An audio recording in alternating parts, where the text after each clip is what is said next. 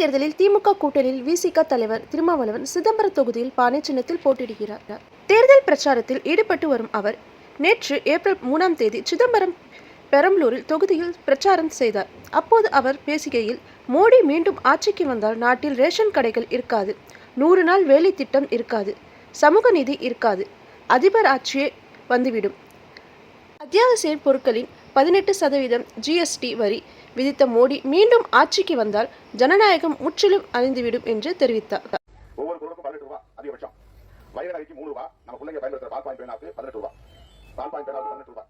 பேனா எழுதுறாங்க இல்லையா, நைப்பேனா, அது 100 ரூபாய் பேனா வாங்கினா 18 ரூபாய் எக்ஸ்ட்ரா கொடுக்கணும், 118 ரூபாய் கொடுக்கணும். இந்த மாதிரி வரி விதித்ததுனால தான் விலைவாசி உயர்வு மானாவாரியாக இருக்கு. சாதாரண மக்கள் பயன்படுத்தக்கூடிய எல்லா பொருளுக்கும் அதிகபட்சமான விலை.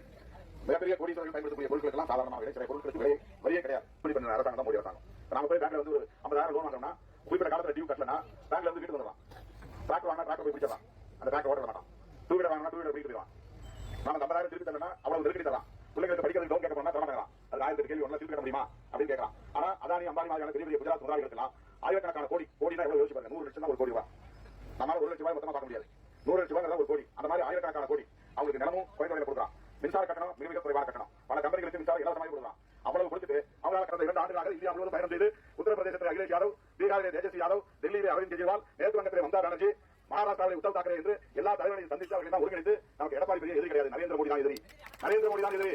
அதிமுக நமக்கு ஒரு பொருட்டே இல்லை, பிஜேபி நாட்டை விட்டு விரட்டியே தர வேண்டும் என்று ஒரு கூட்டணி, என்ன கூட்டணி, இந்தியா என்ற கூட்டணி, இதை உருவாக்கிய பெருமை தமிழக முதல்வர் முத்தமிழறிஞர் கலைஞர் அவர்களின் அரசியல் வாரிசு அண்ணன் தளபதி ஸ்டாலின் அவர்கள். அவர்தான் ஒரு கூட்டணி உருவாக்கினார். அவருடைய நோக்கம் இந்த ஆட்சிக்கு பிஜேபி காங்கிரஸோட சேர்த்து நம்ம எல்லாம் ஒன்னா நின்னாங்க, நம்ம ஓட்டு செல்லக்கூடாது, இந்திய அளவில் செல்லக்கூடாது. இதை பேசி சரி செய்தவர், எல்லோரையும் ஒருங்கிணைத்தவர் தமிழக முதல்வர் அண்ணன் தளபதி ஸ்டாலின் அவர்கள். அதான் அவருடைய கருத்தை இன்னைக்கு விடுதலை சிறுத்தைகள் ஈடுபட்டு இருக்கிறோம், குற்ற துணையாக இருக்கிறோம். அண்ணன் அவர்கள் எடுத்த முயற்சி வெற்றி பெற வேண்டும், மோடி அரசை வீழ்த்த வேண்டும், அந்த அரசை அப்புறப்படுத்த வேண்டும். அப்போதுதான் அந்த நாட்டை பாதுகாக்க முடியும். அவங்க மீண்டும் ஆட்சிக்கு வந்தா ரேஷன் கடை இருக்காது, மீண்டும் ஆட்சிக்கு வந்தா 100 நாள் வேலை இருக்காது, மீண்டும் ஆட்சிக்கு வந்தா SC, ST, MBC, OBC பெற்றுக் கொண்டிருக்கிற இடஒதுக்கீடு இருக்காது, மீண்டும் ஆட்சிக்கு வந்தால் எலெக்ஷன் இருக்காது, அதிபர் ஆட்சி வரை கொண்டு வந்தார் மோடி. அதுக்கப்புறம் அவர் யாராலும் மாற்ற முடியாது. அவர் 10-15 வருஷத்துக்கு அவரே அதிபராக இருப்பார். அதனால ஒரே தேசம் ஒரே தேர்தல், ஒரே தேசம் ஒரே மதம், ஒரே தேசம் ஒரே கலாச்சாரம். இதெல்லாம் இருக்குன்னா நீ தனித்தனி கட்சியாக மாநில கட்சி உருவாக்கு வருது, திமுக வருது, மாநிலங்கள் வந்து உணர்வு வருது. இதெல்லாம் அழிச்சிட்டு இந்தியா முழுக்க ஒரே நாடாகும், ஒரே கலாச்சாரம் ஆகும். அதுக்கு ஒரே கட்சி தான் வேணும், ஒரே ஆட்சி தான் வேணும். இதுதான் பிஜேபி கொள்கை. இந்த ஆபத்தை உணர்ந்து கொண்ட ஜனநாயக சக்திகள் எல்லோரும் போராடுகிறார்கள்.